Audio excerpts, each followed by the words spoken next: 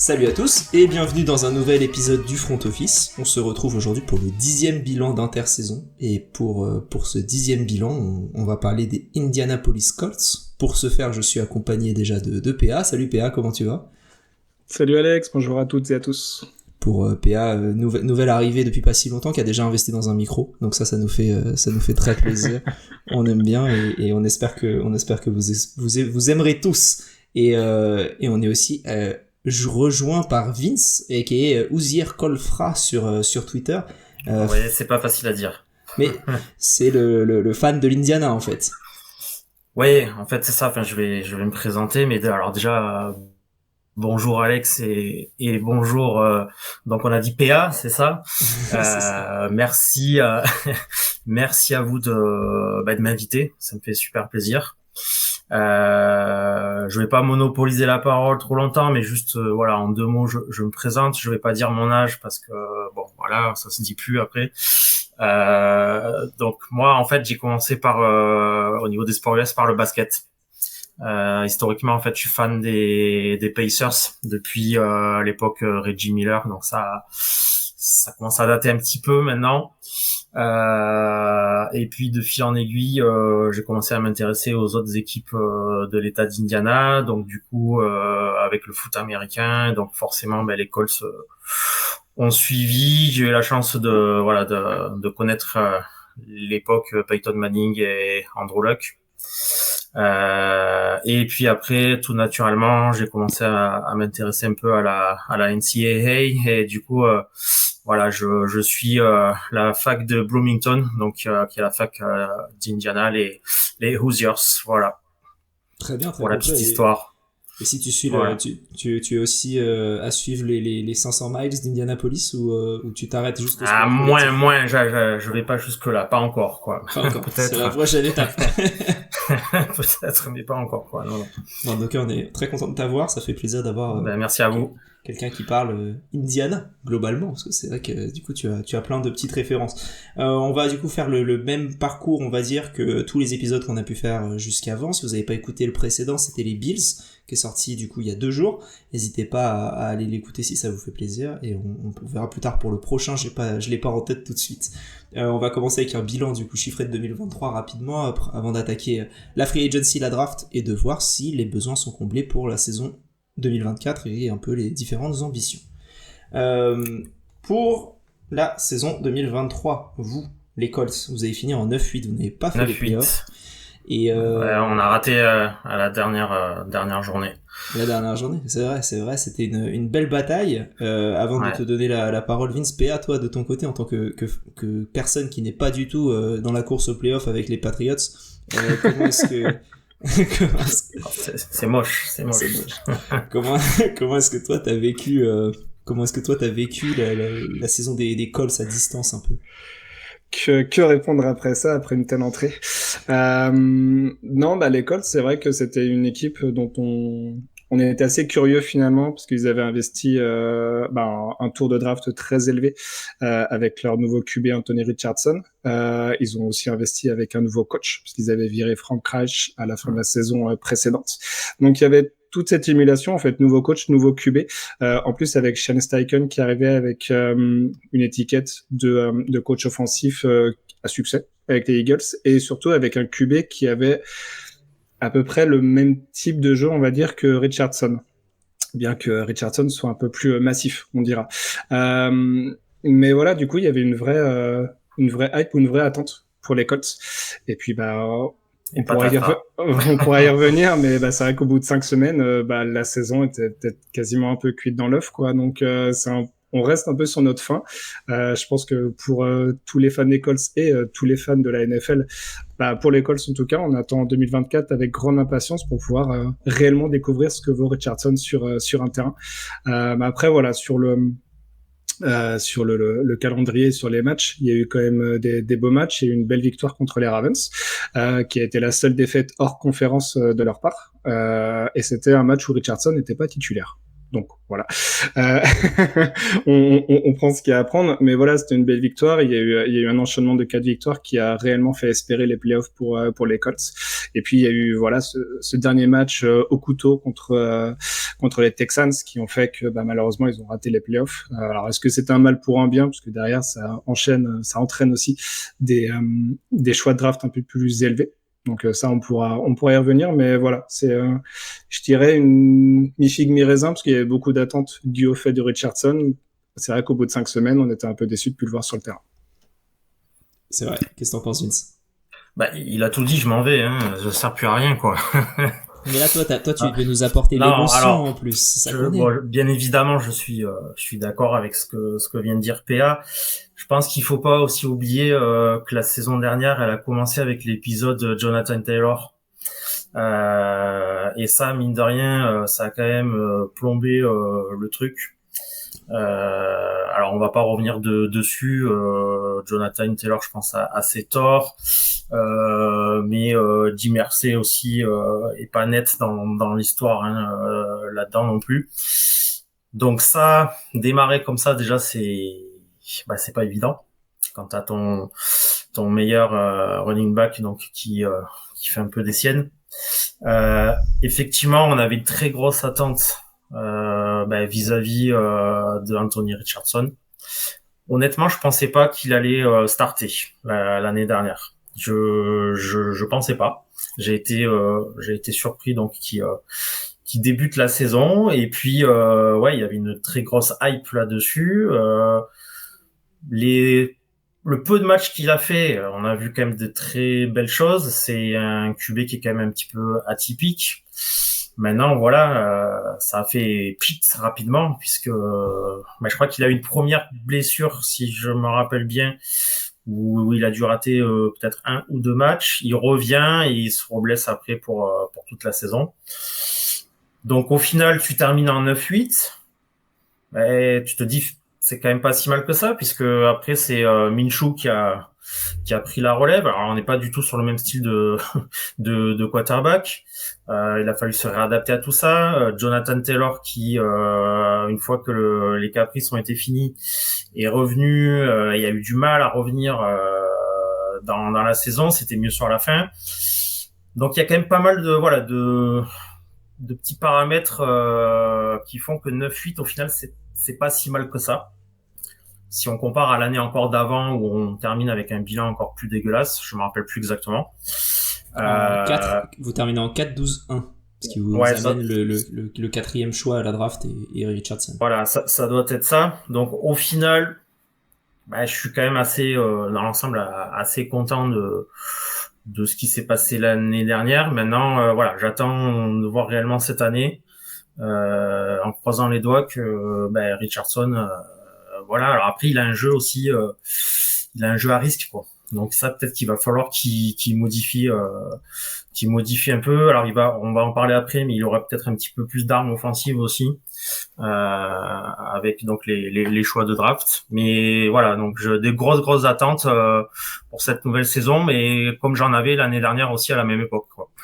Ouais, je comprends, mais Richardson, c'est vrai que c'était un projet à la base. On s'attendait bien avant la draft, on s'attendait plus à ce que ce soit un 2e tour. Ensuite, ça a été un fin de premier. Ensuite, ça a été un milieu de premier. Et au final, il est parti en 4. Et c'était une ascension absolument fulgurante. Ah oui. Ça a pas été sûrement le pire choix de la draft, mais c'est vrai que t'as eu un chemin à l'envers avec Will Levis qui lui était prévu très haut et qui au final est tombé assez bas. Et enfin moi je m'attendais pas non plus à ce qu'il démarre, je m'attendais à ce qu'il fasse une saison derrière Minshew. C'est parfait pour apprendre et au final sans le vouloir il aura fait une saison derrière Minshew et je pense mais le peu qu'on a vu je trouve ça cool et intéressant et beaucoup plus intéressant que ce que je pensais avant qu'il arrive et qu'il joue en NFL quoi. Donc tout à fait. En plus ça a marqué quand même une rupture au niveau de la politique de Chris Ballard, le general manager, qui jusqu'à maintenant avait parié plutôt sur des quarterbacks vétérans. Et on en a essuyé pas mal des vétérans là ces dernières années. Il restait une saison et puis il partait. Et puis là, donc il a changé complètement d'optique. Est-ce qu'il aurait peut-être pas pu le faire plus tôt? Bon, après c'est les choix c'est discutable. C'est difficile d'être GM. Hein. On est tous un peu GM dans notre salon là, mais voilà, c'est vraiment pas évident. Donc voilà, ben on va voir cette saison. J'attends avec impatience et je prie pour que voilà, il soit en bonne santé. Totalement. Et ben écoute, on va pouvoir tranquillement transitionner vers la free agency et un peu avant de démarrer la free agency. Est-ce que tu avais identifié des différents besoins, différents projets, on va dire, avant cette off-season de ton côté? Oui, alors des besoins, effectivement, il y en a pas mal. Alors c'est pas spécialement avec la free agency qu'on va combler les besoins, et je dirais avec la draft on en a comblé un peu, mais pas tous. Donc effectivement au niveau besoin, je pense que ça se voit un gros comme une maison. C'est au niveau des cornerbacks. C'est quand même assez faible ce qu'on a au niveau cornerback. On va en parler après. Ça n'a pas été comblé. Je pense que au niveau tight end aussi, on est un peu juste. Donc moi j'avais plutôt voilà des attentes à ce niveau-là. Et au niveau free agency, de toute façon, Chris Ballard, il est pas réputé pour être super actif à la free agency. Si on regarde les dernières années, il a pas fait de folie. Cette année, ça confirme les autres années. Alors, je crois qu'on prend Joe Flacco, si je dis pas c'est ça, si je dis pas de bêtises, bon, qui sera QB certainement 2. Ouais. J'espère qu'il restera 2, qu'il passera pas même, sinon ça veut dire que Richardson est blessé. Et puis je sais plus. Oui, vas-y. Ah oui, t'as dit Joe Flacco, pardon. Et non, Joe Flacco, ouais. Et Raekwon Davis aussi. Et voilà. Après, on prend c'est ça, tout à fait. Donc ça, c'est bien parce que ça va venir je pense aider DeForest Buckner, quoi. Ouais. Ça va peut-être le soulager un peu, quoi. Pour la free agency, on rappelle, vous aviez 70 millions de cap disponible. Eh oui, non, mais on a un cap à chaque fois qui est énorme, mais bon, voilà, c'est pas dans l'ADN de Chris Ballard. Ouais. PA, si toi t'as un move à signaler lors de cette free agency, tu t'allais tirer plutôt vers quoi, hein? Et là, fais-toi plaisir, il y a plein de choses possibles. Après, en positif, j'ai beaucoup aimé la re-signature de DeForest Buckner, qui a été un trade gagnant, largement, par les Colts. Ils avaient envoyé un premier tour minimum, je sais plus s'il y avait d'autres assets derrière, mais au moins un premier tour aux Niners à l'époque. Il le re-signe, c'est une pierre essentielle dans la première ligne défensive, donc bien joué là-dessus. Mais c'est vrai que je rejoins Chris Ballard, il a la réputation de pas dépenser, de bien garder l'argent, et il l'a reprouvé encore cette année. Je pense qu'il y avait quand même des trous à combler. Après, est-ce qu'il y avait des joueurs, même en free agency, qui pouvaient combler ces trous-là ou ces manques-là? Je sais pas. J'ai de plus en plus l'impression que les équipes maintenant, elles sécurisent leurs joueurs élites et laissent partir les joueurs bons / très bons. Donc c'est vrai que pour faire step up une squad, il faut un joueur élite. Sauf que ces joueurs élites sont re-signés ailleurs. Ouais. Après, on a re-signé Pittman aussi. Donc ça, non, mais finalement, il y a eu que des re-signatures. Voilà, c'est ça. On a exclusivement que des re-signatures, mis à part donc Raekwon Davis et Joe Flacco. Alors là, j'ai entendu ou je lisais, je sais plus, qu'ils étaient peut-être sur un cornerback vétéran, Justin Simons. Je sais pas si vous avez vu passer le. Après les safety, lui, c'était celui des Broncos. Safety, pardon, ouais. Ouais, c'est ça.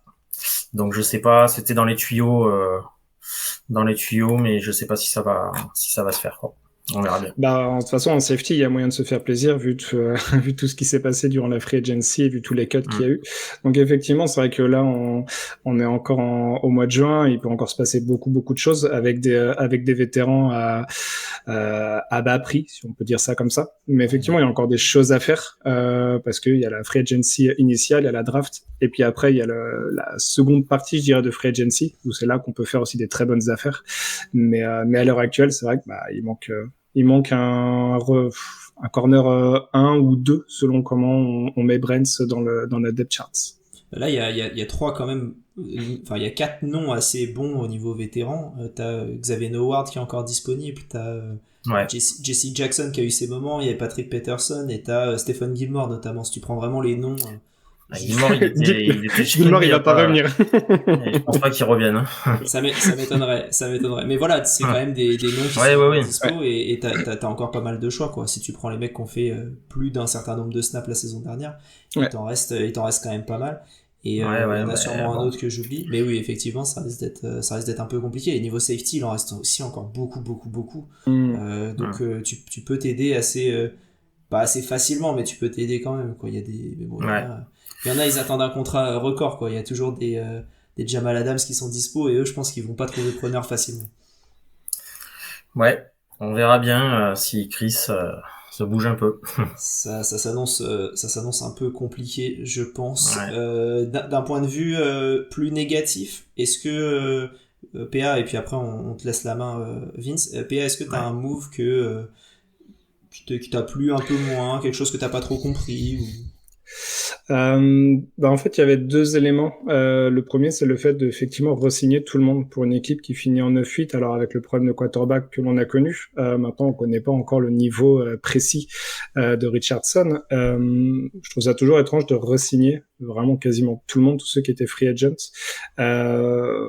Alors à des prix qui sont relativement raisonnables, hein. Pour le coup, il y a des contrats à 2, 3, 4 millions. Donc c'est vrai que ça engage à rien et beaucoup de contrats d'1 an. Mais effectivement, j'aime bien aussi laisser partir certains joueurs, surtout sur des joueurs de rotation. Quand une équipe fait 9-8, ça veut dire que potentiellement il y a quand même une rentrée de talent qui est nécessaire dans l'équipe et que, du coup, je trouvais ça un petit peu étrange. Et le deuxième point, c'est de signer Flacco. Alors il a fait ce qu'il a fait l'année dernière, bravo à lui, c'était chouette. Mais c'est le profil totalement opposé de Richardson. Donc je vois pas en fait. J'aime bien pour un QB rookie ou en deuxième année avoir un QB avec un style similaire en fait, parce que derrière ça nécessite pour les coachs, si c'est des QB différents, d'avoir des plans de jeu aussi différents, d'avoir des schémas différents. Je pense que c'est ce qu'ils ont dû faire aussi l'année dernière. Hein. Je pense que Steichen et l'offensive coordinateur Bob Cooter, ils ont dû arriver avec un plan de jeu, surtout s'ils avaient prédéfini déjà que Richardson était titulaire, le QB1. Minshew, c'est aussi un QB largement différent, beaucoup moins mobile que Richardson, plus précis, comme Flacco. Donc c'est aussi peut-être dans ce sens-là qu'ils ont visé ces types de QB pour peut-être aider Richardson dans le domaine de la précision, mais dans le domaine vraiment du jeu en lui-même, c'est des QB vraiment totalement différents. Et par exemple, il y avait Winston, alors qui coûtait peut-être un peu plus cher, qui est du coup chez les Browns. Mais pour le coup, les Browns font un petit peu ça avec leur QB en place, Deshaun Watson, pardon. Et puis ils ont mis Winston parce que ça permettait d'avoir un plan de jeu assez similaire si Watson. C'est ça. Je partage complètement ton avis. Je comprends pas là l'idée où est-ce qu'elle est, parce que tu as des quarterbacks qui ont des styles complètement opposés, donc ça veut dire que tu n'auras pas les mêmes plans de jeu. J'ai du mal à comprendre là l'option de Joe Flacco. Je sais pas. Du mentorat, c'est probablement. J'aimerais bien être une petite mouche et aller écouter ce qui se passe, quoi, mais bon, je sais pas. Je pense que l'idée, c'est ils doivent savoir que Richardson est en forme et qu'il va pouvoir démarrer la saison, et Flacco est là pour l'aider, je pense. Je pense que c'est plus pour ça, hein, parce qu'à 39 ans, tu vas pas gagner quoi que ce soit avec Flacco à 39, où ça va sûrement tomber d'un coup d'une falaise le niveau. Déjà qu'il a eu certains moments où le niveau est tombé, et là il est remonté d'un coup aux Browns. Est-ce que c'est durable un niveau comme ça? J'ai un peu du mal aussi. Mais je pense que là, c'est vraiment une optique de mentorat, je suis là, on dirait c'est un peu comme s'il avait déjà été là depuis 5 ans et que Richardson venait d'arriver et qu'il est là pour finir sa carrière tranquille et faire la passe, quoi. Ouais, c'est ça. Sinon, c'est vrai que le manque de recrutement quand t'as 70 millions de cap, moi j'ai un peu du mal aussi, je te rejoins PA là-dessus.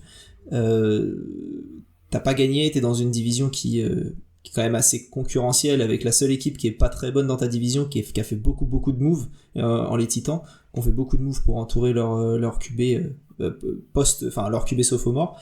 Et là tu te retrouves dans un espèce de statu quo, et j'ai un peu du mal avec cette off-season, on va dire.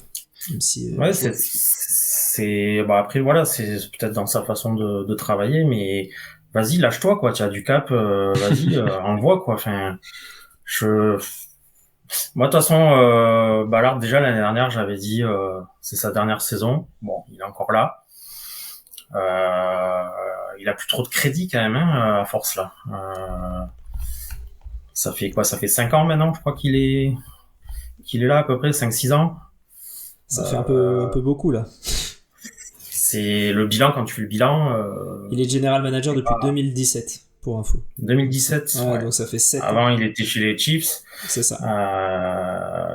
Bon, de toute façon, je le savais, moi, quand Free Agency, il allait rester chaque année.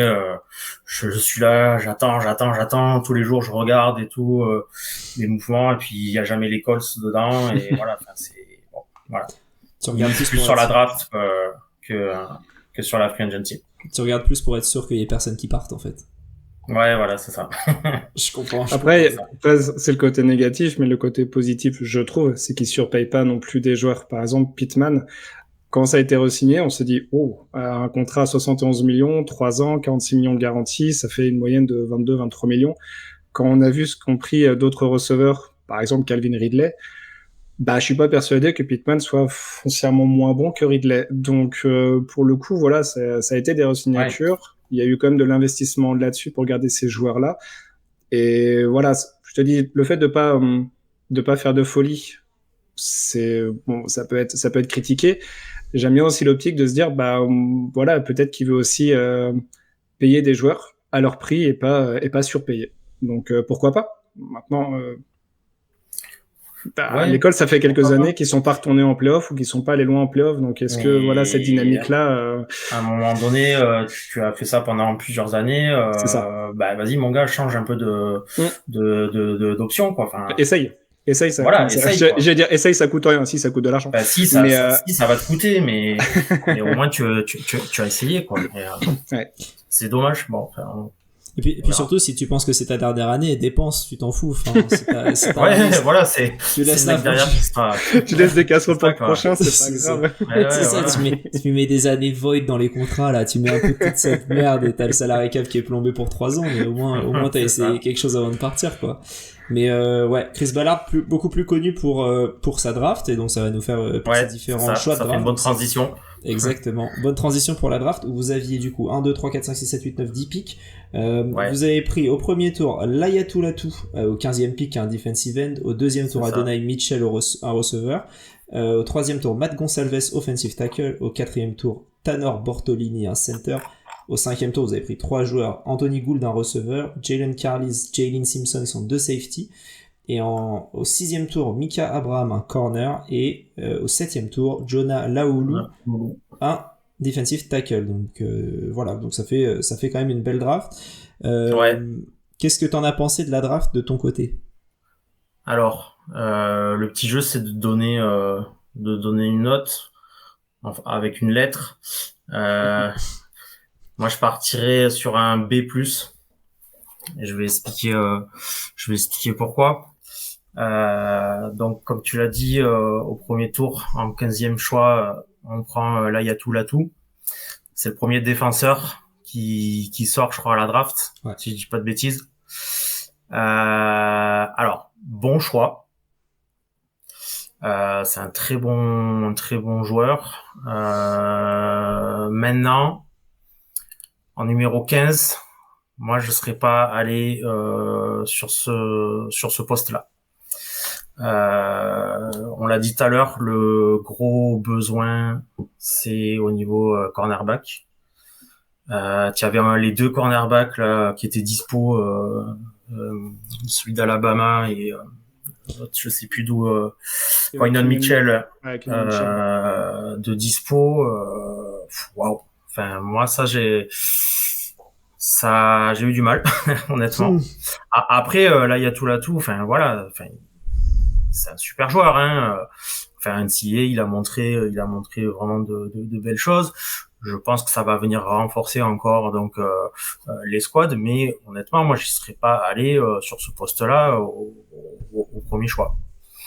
Bon, Après, je ne suis que assis chez moi dans mon salon, quoi. Hein. Qu'est-ce que toi, PA, toi, t'en as pensé quoi pour rebondir sur l'Ayatoulatou? Est-ce que toi, tu trouvais ça bien? C'est vrai que quand tu vois le choix passer, tu te dis, ok, et s'ils pensent qu'ils ont besoin de défense, au moins là, ils ont pris leur premier gars sur le board, parce que c'était le premier joueur défensif qui est tombé. Et qu'est-ce que t'en as pensé? Moi, je vais être très clivant. J'aime bien le joueur, mais j'aime pas ce choix du tout, parce que on parle effectivement des corners pour les Colts, ce qui est un besoin effectivement. Faut pas oublier non plus le run stop. Les Colts, ils ont fini 24e de la ligue contre la course, 28e en nombre de touchdowns pris au sol. C'est énorme pour moi. Il aurait peut-être fallu partir sur un DT. Et du coup, c'est pareil, comme Latou était le premier défenseur, c'est-à-dire que tous les defensive tackles étaient aussi dispo. Le choix d'après, c'est les Seahawks, ils ont pris Byron Murphy en defensive tackle. Donc après, peut-être que ça sera un bon choix pour Latou, le joueur en lui-même, il est excellent. Mais pour moi, le pass rush n'était pas un besoin à adresser sur un premier tour, parce que c'est pareil, ils ont fini top 5 en nombre de sacs. Donc c'est vrai qu'en termes de pression, c'est quelque chose qu'ils savent faire. Les Colts, ils ont les joueurs pour. Ouais, tu as Kutipay qui est là. Exactement, Kutipay qui a été pris il y a 3 ans, en 2021. Pareil, sur un même spot, je crois, ils ont fait, non, c'était 14e, parce que c'était juste avant les Patriots. Mais voilà, ils ont investi il y a 3 ans sur Kutipay, qui sort une plutôt bonne saison, parce qu'il a 8 sacs et demi. Ils ont Ebukam qui termine quasiment à 10 sacs. Buckner, j'en ai parlé, 8 sacs. Voilà, le jeu de course, il fait partie du dernier tiers de la ligue, investi dessus, soit corner parce que c'était un besoin, soit défensif tackle. Donc je comprends pas trop le choix pass rusher, je dirais, plus que le choix de Latou. On l'a vu l'année dernière quand Grover Stewart est suspendu. Je sais plus combien il avait pris. C'était catastrophique, quoi, la défense contre la course, quoi. Donc bref. Ce qui est très bizarre quand on vous entend parler à fond sur les Colts, c'est que si on regarde la liste des choix, on pourrait penser que la draft a été faite à l'envers. Parce que tu prends un defensive tackle au dernier choix, tu prends un corner au deuxième, et ensuite au sixième, ton avant-dernier choix, du coup, c'est un corner, et les deux d'avant, c'est des safety, et ensuite, c'est un receveur. Et tu te dis que si tu avais fait la draft dans ce sens-là, avec les meilleurs joueurs dispo au moment où c'était pris, tu serais sorti beaucoup plus content, quoi. Parce que si tu fais juste numérique sur les postes, t'es content, mais c'est pas ouf. Après, ils ont pris Raquan Davis en free agency, donc peut-être que c'est lui qui fera le taf sur la ligne défensive. Mais c'est vrai qu'en l'état, je trouve ça un petit peu dommage. Mais... Ouais. Après, donc si on revient donc sur les choix en deuxième, là par contre, là je suis plutôt content. Tu vas chercher en 52 Adonai Mitchell. C'est quand même pas rien. Ça va donner plus de choix et de possibilités à Anthony Richardson. Donc ça, je sais pas vous ce que vous en pensez, mais pour moi ça c'est un bon pick.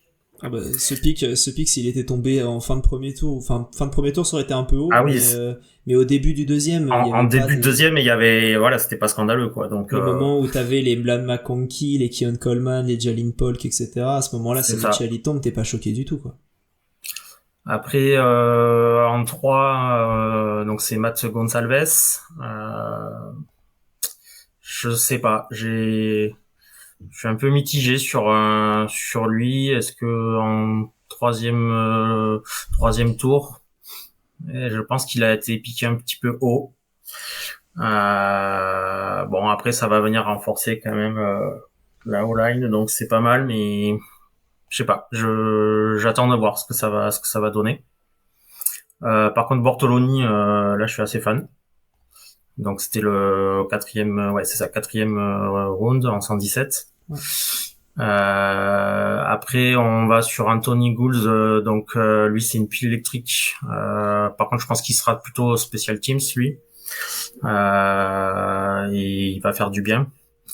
Après pour être honnête, les autres choix je les connais pas forcément par cœur, donc je vais pas forcément faire de jugement de valeur là-dessus. J'attends de voir, quoi. Mais voilà, c'est pour ça.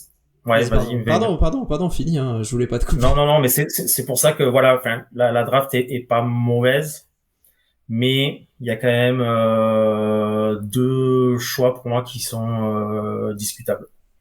Surtout que tu vas pas couvrir tes besoins, quoi. PA, qu'est-ce que t'en penses? Si t'as envie d'aller un peu plus en détail sur le reste. Non, je finirai par mon top 1. C'est vrai qu'au-delà du tour 4-5, j'ai un peu plus de mal à connaître les joueurs. Bortolini, c'est un joueur dont j'ai beaucoup entendu parler, j'avais quelques tapes, c'est plutôt intéressant. Intéressant parce que le joueur a l'air bon, et intéressant parce que le centre actuel, il est free agent l'année prochaine et qu'il a 31 ans actuellement. Donc c'est vrai que toujours garder une année de passation, de pouvoir apprendre derrière un joueur élite, parce que c'est Ryan Kelly de mémoire. Je revérifie, Ryan Kelly. Bah, il y a pas beaucoup mieux en NFL sur ce poste-là, donc tant mieux pour eux. Ça, c'était pas un besoin immédiat, mais ça va devenir un besoin, donc ils commencent déjà à prendre ce type de joueur, donc tant mieux pour eux. Gonçalves, effectivement, c'était un petit peu plus haut qu'attendu. Je crois que c'était tour 4 ou 5 qui était attendu. Après, à voir s'ils font jouer offensive tackle ou guard, parce qu'il y a une petite faiblesse sur le côté droit de la ligne offensive. Et moi, mon joueur préféré, Mitchell, mais de très très loin, c'était un de mes receveurs préférés. Je peux dire, dans beaucoup de mock drafts, il était même attendu fin du premier tour en pick 22, 23, 24, un peu dans la même veine que la draft de ce qui avait été fait avec Justin Jefferson, où il y avait eu beaucoup de receveurs pris sur ces zones-là. À titre personnel, je le voulais aux Patriots. Donc quand je voyais qu'il était pas pris à la fin du premier tour, je me suis dit c'est une aubaine. Voilà, ils sont partis sur un autre joueur. Bravo pour les Colts, tant mieux. Il y a aussi il y a des raisons qui ont fait qu'il a chuté un petit peu. Apparemment, son caractère un petit peu étrange. Parfois, il venait un peu dans des matchs sans trop vouloir se défoncer. Il a des problèmes de motivation. Ouais, il a du diabète aussi. Est-ce que c'est tout ça qui a fait descendre? Je sais pas. En tout cas, Chris Ballard, il a directement défendu en mettant beaucoup de F-word en conférence de presse et en disant que c'était du bull.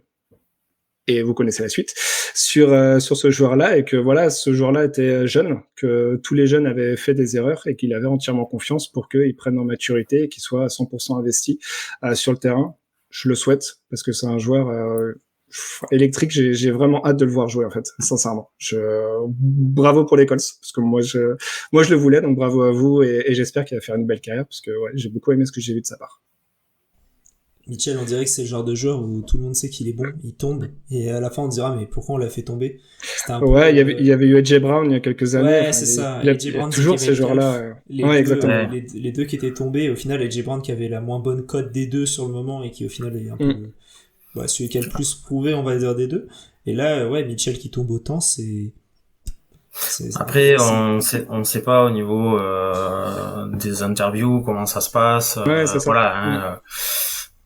Il doit y avoir quand même des raisons. Effectivement, il y a son caractère qui revient souvent en avant par rapport à ça, et le fait qu'il y ait eu quelques matchs quand il était en college football où il avait aucune envie, quoi. Donc c'est peut-être ça qui a un peu effrayé certains GM. Bon, mais tant mieux, nous on le récupère maintenant. Croise les doigts pour que ça se passe bien, quoi, pour lui. Totalement. Est-ce que vous avez d'autres sujets sur cette draft que vous voulez aborder? Moi, je pense que j'ai fait le tour. Voilà, je suis juste quand même déçu qu'on n'ait pas pris de corner. Surtout quand tu as Quinton Mitchell qui est encore là. Bon, tant pis. On fera avec ce qu'on a actuellement. C'est-à-dire pas grand-chose. Faut espérer que Mika Abraham, le cornerback pris au 6e tour au pick 201, devienne ce que Tariq Woolen est devenu il y a quelques saisons, quoi. C'est parce que là, en corner, du coup, on a Kenny Moore et Juju Brents. Kenny Moore, il est dans le slot, lui, par contre. Ouais. Après, c'est un très bon dans le slot. C'est un excellent corner de slot de la ligue, mais ouais. Et Brents qui sera sophomore, et enfin voilà, c'est vrai que ça fait jeune, et enfin jeune. Kenny Moore est un peu moins jeune, mais ça fait jeune sur les corners extérieurs. Et il faut voir le niveau, quoi. Yes. Ça conclut cette partie free agency. On va pouvoir aller se projeter vers 2024. Bon, déjà, on en a parlé tout l'épisode. La première question, en général, c'est est-ce que vous pensez que les besoins primaires ont été comblés? Je pense à l'heure où on enregistre, en tout cas le 20, je pense que l'épisode va sortir le 22. Bon, à moins qu'il y ait 2 signatures absolument folles, le 21 et le 22 au matin, ce qui m'étonnerait un petit peu. Je pense qu'on est un peu en niveau déception, Vince. Ouais, oui. Bah, de toute façon, ça confirme ce qu'on a dit jusqu'à maintenant.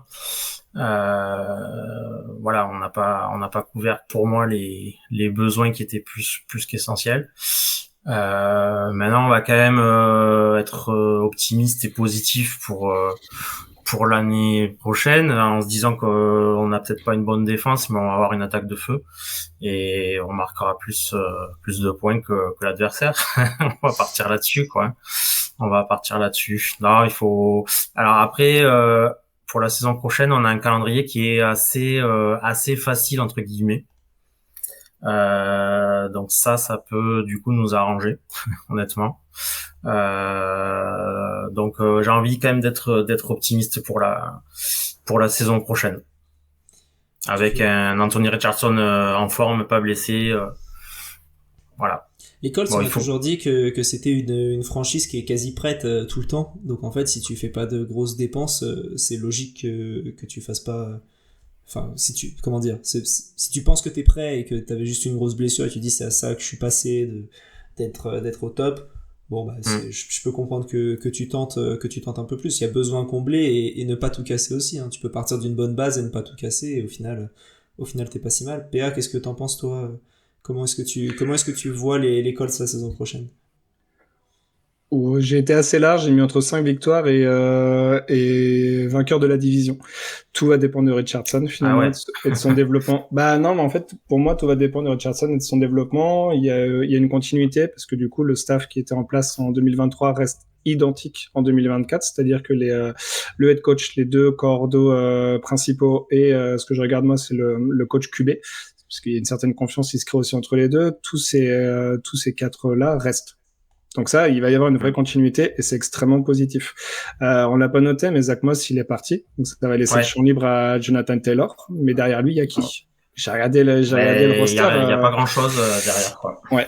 On parlait de la draft tout à l'heure. Un running back, quoi, par exemple, en tour 5, 6, c'est jamais inutile. Et c'est vrai que, actuellement, sur le roster, c'est toujours la même chose. Il y a toujours des running backs en free agency, mais sur le roster, pour l'instant, il n'y a que Jonathan Taylor, qui a malgré tout sorti une bonne saison malgré le nombre de matchs. Mais derrière lui, tu as Trey Sermon. Ouais, qui a été re-signé, ouais. Donc c'est pour ça, en fait, j'arrive pas trop à mettre les Colts. J'ai pas regardé le calendrier, j'ai pas vu justement contre qui il tombait. Je peux te lire le calendrier. Je l'ai, si tu veux aussi, ouais. Bah vas-y, fais-toi plaisir. Ouais, juste le temps que je le... Hop, il est là. Alors, je crois que le premier, c'est les Texans, à domicile. Ouais, c'est ça. Ensuite, on va à Green Bay. Bon. On reçoit Chicago, on reçoit les Steelers. On va à Jacksonville, on va à Tennessee, donc ça, c'est direct dans la division. On reçoit Miami. On va à Houston, on va à Minnesota. On reçoit Buffalo, on va chez les Jets. On reçoit les Lions. On va chez les Patriots. On va à Denver, on reçoit Tennessee, on va chez les Giants et on termine par domicile les Jaguars. Avec une bye week en semaine 14 qui risque d'être longue à voir venir. C'est toujours le souci de la bye week. Je trouve en week 5 et week 14 c'est toujours compliqué parce que après t'as un stretch qui est absolument énorme au moins soit au début soit à la fin. Il y a des parties de match, il y a des parties de saison qui sont un peu compliquées, je trouve, quand tu joues Jacksonville, Miami, Houston en 4 semaines avec 3 déplacements sur ces matchs-là et le troisième et le quatrième match de ces 4 qui est aussi un déplacement, ça risque d'être un peu tendu. Et il y a quelques stretches pas mal, hein. New York, les Jets, si ça devient bien, tu joues Buffalo, New York, Détroit en 3 semaines consécutives. Tu peux avoir un calendrier qui est un peu difficile, considéré comme difficile en tout cas.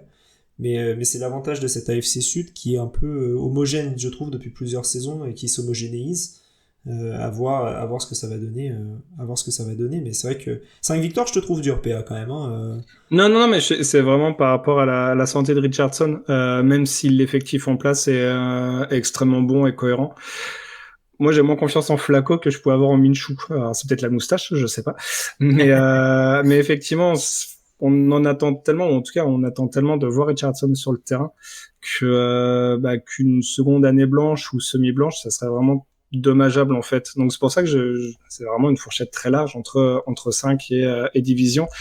Comme on l'a dit, il y a 2 ans, ils ont fini avec 4 victoires. La ligne offensive était infâme. On ne sait pas trop ce qui s'est passé. L'année dernière, la ligne est redevenue bonne. Donc quel est le juste milieu aussi pour la ligne offensive? Voilà, c'est tout ça en fait que j'essaye de mettre en balance. Donc voilà, c'est pour ça que j'arrivais pas du tout à mettre, parce que il va y avoir les matchs intra-division, il y a des divisions qui sont croisées, qui sont quand même relativement relativement bonnes. Voilà, Détroit Packers, Vikings, va falloir les prendre encore cette année. Sur un bon comme tu disais, sur un bon stretch, sur un bon moment, ils peuvent aligner 3, 4, 5 victoires. Mais si ça tourne pas bien, ça peut aussi aligner des défaites. Donc j'aimerais les revoir en playoff. Mais c'est vrai que tout va dépendre pour moi de la santé de Richardson et de son évolution. Avant de te donner la main, moi, Vince, moi c'est vrai que lui pour 5 je le vois pas, gagner la division je le vois pas non plus, je vois un petit 8-9 on va dire, histoire de même pas de progresser, parce qu'au final l'année dernière tu fais 9-8, mais de rester un peu dans une saison rookie entre guillemets de Richardson en 8-9 on aurait tous pris je pense l'année dernière, ouais. Et j'espère que ça arrivera sur la saison sophomore on va dire. Alors c'est toujours difficile de prédire, hein. Surtout je pense là avec les Colts, on va dire que ça va être la première vraie saison de Anthony Richardson, on espère. Donc moi 5 c'est vrai que c'est la limite, la fourchette basse. Oui. Je pense que j'irai sur plus de victoires que ça, mais je pense qu'on fera à peu près comme l'année dernière, 8 ou 9 victoires. Je pense pas qu'on franchisse un gap. Je pense que ça sera à peu près comme l'année précédente, 8 ou 9 victoires, pas plus, quoi. Ouais. Parfait. Est-ce que t'as quelque chose à rajouter? Difficile. Vas-y, Vincent, n'hésite pas. Non. Après, c'est toujours difficile de faire des prédictions. Tu sais pas la saison, qu'est-ce qui va se passer. Donc, généralement, moi, je me plante royalement chaque fois. Donc, du coup, il faut tout ce que je dis, n'écoutez pas. Et c'est l'inverse qui va se passer, quoi. Donc, non, mais en tout cas, ce qui est sûr, c'est que voilà, on est quand même avec une grosse attente. On a envie de voir ce que ça va donner, et puis bientôt quoi, hein, on est le 20 juin, ça va vite arriver quoi, et on a hâte. Hein. On a hâte, c'est vrai. PA, est-ce que tu as un truc à rajouter de ton côté? Non, je voulais juste signaler le kicker en UDFA, Schrader, à voir s'il va prendre la place de Matt Gay, parce que les special teamers are people too. Hein. Mais voilà, il était un peu en difficulté l'année dernière, surtout au-delà de 50 yards. Donc à voir, j'ai pas du tout suivi comment ça se passe les OTA pour les Colts, s'il y a une concurrence ou pas entre les deux. Mais écoute, ça sera juste à suivre de ce côté-là. Matt Gay qui avait un très gros contrat, hein, si je crois. Il n'a pas été re-signé. Attends, je vais vérifier. Non. Ah non, c'est le punter, c'est Sanchez, pardon. Ouais, c'est Sanchez, quoi.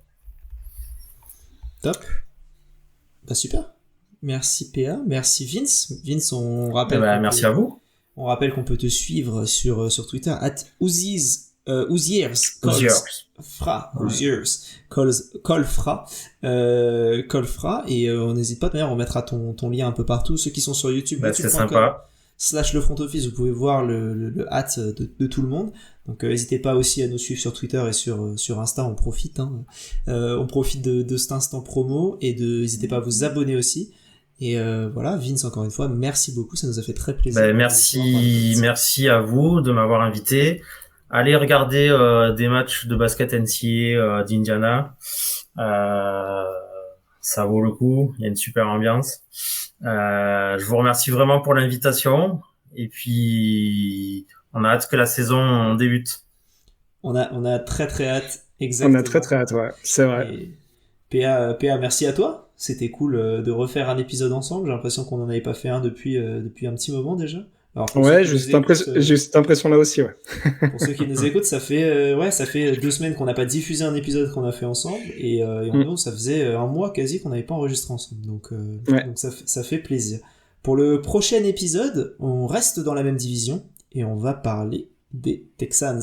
Voilà, comme ça tu Tu es au courant, Vince, on va parler d'une franchise qui a fait un peu mieux, on va dire. Une victoire de mieux. Une victoire de mieux, c'est ça. Ouais, mais ils sont en progression, ils progressent. C'est ça. Et voilà, donc on parlera de tout ça lors du prochain épisode qui sortira dans 2 jours. Merci à tous les deux. Je vous souhaite à tous qui nous écoutez une bonne fin de journée, une bonne fin de soirée, une bonne soirée. Et vive le football.